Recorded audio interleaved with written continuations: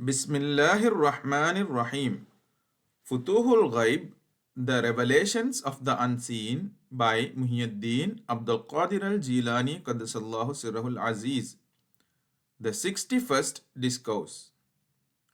He, may Allah be pleased with him, said, every believer is charged with hesitation and scrutiny at the time of the arrival of portions, in receiving and accepting them until the commandment of law declares it as permissible and the divine knowledge sanctions it as the portion. As the Holy Prophet ﷺ said, verily the believer scrutinizes and the hypocrite pounces upon anything that comes to him. Verily the believer scrutinizes and the hypocrite pounces upon anything that comes to him. And he, blessings and peace be upon Allah, and he, sallallahu alaihi wasallam, also says, a believer is hesitant, and sallallahu alaihi wasallam further says, discard whatsoever causes doubt in your mind and accept what does not cause such a doubt. Discard whatsoever causes doubt in your mind and accept what does not cause such a doubt. So, a believer hesitates at every kind of articles of food and drink and dress and affairs of marriage and all other things which are made accessible to him. So, he will not accept any of these unless a decision is given for him in favor of its permissibility and acceptability by the commandment of law.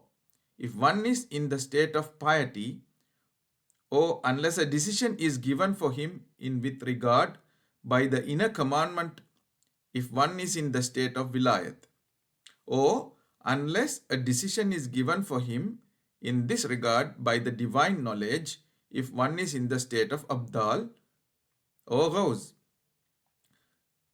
as also by the act of Allah, which is the very destiny, and this last state is the state of annihilation. Then comes another state wherein one receives whatever comes to one and is made accessible to, and provided it is not taken exception to by the commandment of law, or the inner commandment, or the divine knowledge. But if these object to any of these things, one refrains from receiving it and discards it. So this is contrary to the former state, wherein hesitation and delay are predominant, whereas in this second stage, the acceptance, reception, and the use of the acquired thing is predominant. Still further comes to him a third state, wherein remains just reception and use of the acquired thing among the blessings without any interference of any of three things, and this is the reality of annihilation.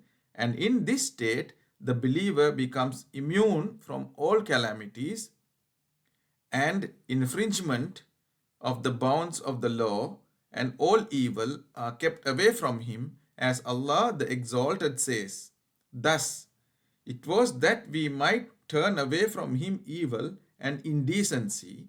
Surely he was one of our sincere servants. Thus, it was that we might turn away from him evil and indecency. Surely he was one of our sincere servants. Chapter 12, verse 24.